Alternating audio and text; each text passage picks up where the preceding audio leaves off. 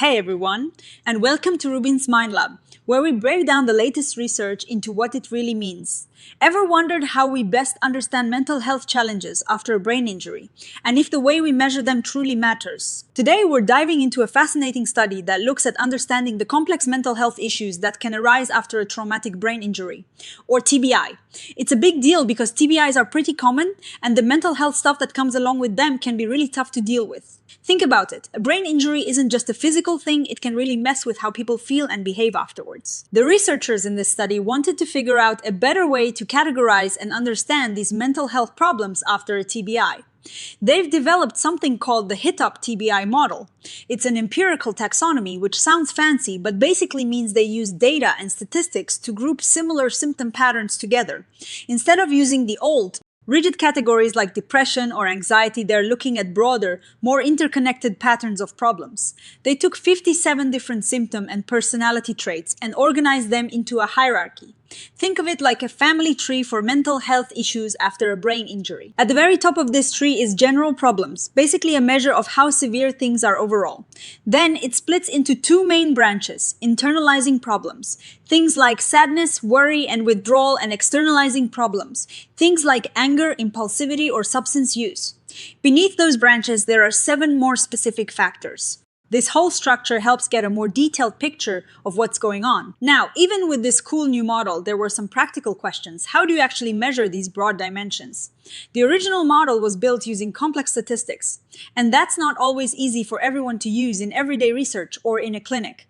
So, the first big question for the researchers was, can we use simpler ways to score these HiTOP-TBI dimensions? They compared 4 methods. The original complex statistical way, and then 3 simpler scoring methods. They wanted to know if the easier methods gave results that were pretty much the same as the complex ones. And guess what? They found that simpler scoring methods, like just adding up the answers to certain questions, worked really well. They were super similar to the more complex statistical scores. This is fantastic because it means this model can be much more accessible to researchers and clinicians out in the real world. But that's not all. The second major part of this study was to see how these HiTOP-TBI dimensions connect to other important things in people's lives. They looked at socio-demographic factors, things like age, sex, education, and whether someone was employed or single. They also looked at injury factors, like how severe the brain injury was initially, and how long ago it happened. And importantly, they looked at clinical outcomes, such as how much functional disability someone experiences, their life satisfaction, and whether they were currently receiving mental health treatment. They wanted to see if certain groups of people or certain injury types were more likely to experience specific patterns of psychopathology. And another great finding here is that it didn't really matter which of the 4 scoring methods they used when looking at these connections. The results were pretty much the same, reinforcing that the simpler scoring methods are reliable. So, what did they find when they looked at these connections? Well, it turns out that a lot of the problems weren't strongly linked to the actual injury severity itself. This might seem surprising, but the researchers point out that injury severity measures often capture the initial damage, while psychopathology can develop over time due to a whole mix of things. What they did find strong links with were socio-demographic factors and clinical outcomes. For example, they found that generally, if you were younger, had less education, were unemployed, or were single, you were more likely to report higher levels of psychopathology across many of the HiTOP-TBI dimensions.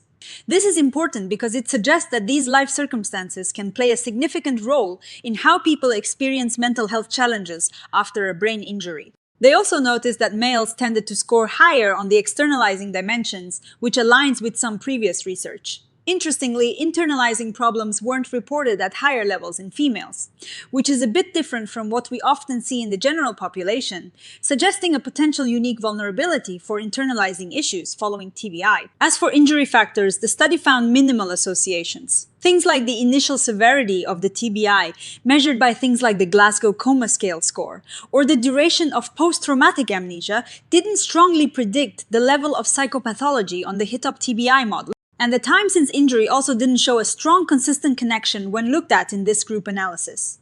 This suggests that the ongoing psychological and social impact might be more influential in the long run than the initial injury characteristics. On the flip side, the clinical outcome measures showed much stronger and more consistent links. Basically, higher scores on the HiTOP-TBI dimensions, meaning more severe psychopathology, were strongly associated with greater self-reported functional disability and lower life satisfaction. This makes a lot of intuitive sense. If you're struggling with your mental health, it is likely to impact how well you can function in daily life and how happy you are. Those who were receiving mental health treatment also scored higher on all of the psychopathology dimensions, which again shows the model's ability to pick up on clinically relevant issues. Now remember that hierarchical structure we talked about. A really cool part of this study was exploring which level of that hierarchy, the broad general problems level, the intermediate internalizing, externalizing spectra, or the more specific 7 lower order factors was the most useful for understanding these different external correlates. They used a statistical tool called the B-key, which helps balance how well a model explains things with how complex it is. And here is where it gets really nuanced for things like education level, unemployment, relationship status, and whether someone had received mental health treatment before their injury. The broadest level, just looking at general problems, provided the best and most straightforward explanation. This means that for these factors, the overall severity of psychopathology was the key. However, when they looked at sex, the intermediate level, the internalizing and externalizing spectra, provided a better explanation. This suggests that the distinction between internalizing and externalizing problems is important for understanding sex-related differences. And for age, functional disability, and life satisfaction, it was the more specific, lower-order factors that offered the most insight. This implies that these outcomes are linked to distinct patterns of psychopathology that are captured better by the more detailed dimensions of the HiTOP-TBI model. So, what does this all mean? The study's main takeaway is that this HiTOP-TBI model is a promising tool for understanding psychopathology after traumatic brain injury. They've shown that simpler scoring methods can be used, making it more practical for researchers and clinicians. They've also provided valuable insights into who might be more vulnerable to certain types of psychopathology and how these issues are linked to everyday life outcomes like disability and life satisfaction. Crucially, they've highlighted that the best way to apply this hierarchical model depends on what you're trying to understand. Sometimes the big picture is enough, but other times, you need to zoom in on the more specific dimensions to get the full story. Of course, like any study, there are limitations. The participants in this study were mostly adults with moderate severe TBIs who had received a lot of rehabilitation and were primarily white and Australian born.